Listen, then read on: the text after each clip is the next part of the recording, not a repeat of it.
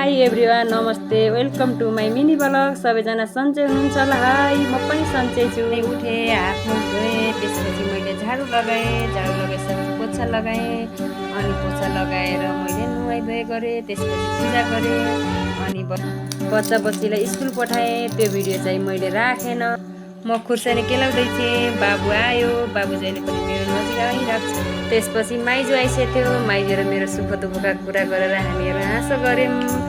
अनि माइजू चाहिँ आफ्नो घर गइसक्यो, स्कुलबाट आउने टाइम भइसकेको थियो। भान्जी र छोरी चाहिँ आइन्, दुईवटा आएको थिएनन्। त्यसपछि म कपडा धुन गएँ, अनि कपडा धुन लागिसकेको छु। मेरो कपडा पनि धेरै थियो कपडा धुन, पानी भर्खर आयो अनि कपडा धुन लागिसकेको छु। म कपडा धुँदै थिएँ, मेरो छोराछोरी चाहिँ मलाई खोज्दै आए।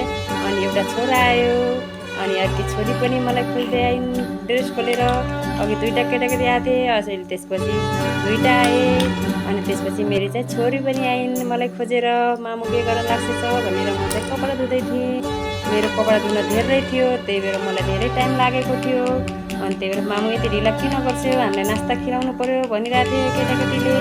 अनि मैले कपडा धुन छ भने म कपडा धुँदैछु, एकछिन बस भने मैले नास्ता दिन्छु। म यति कपडा धोइसकेपछि भने त्यसपछि मेरो कपडा चाहिँ लगभग मेरो कपडा माझेर सिद्धियो। म कपडा पखाल्दैछु, मेरो कपडा धेरै थियो नि त।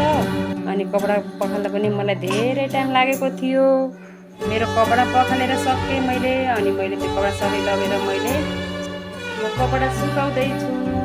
सुकाइसकेपछि म अब जान्छु भान्सामा गएपछि त्यसपछि बच्चा बच्चीले नास्ता खिलाउँछु। अनि त्यसपछि मेरो सासू ससुराको चिया खाने टाइम भएको थियो, मैले चाहिँ सासूलाई चिया दिएँ। त्यसपछि मैले मेरो दुध लगाउने टाइम भइसकेको थियो, दुध लगाएँ। अनि त्यसपछि मैले आज हामी गेडागुडी खान्छौँ भनेर गेडागुडी लगाएको थिएँ। अनि गेडागुडी लगभग खुसी लागिसक्यो। ल आजलाई यति नै।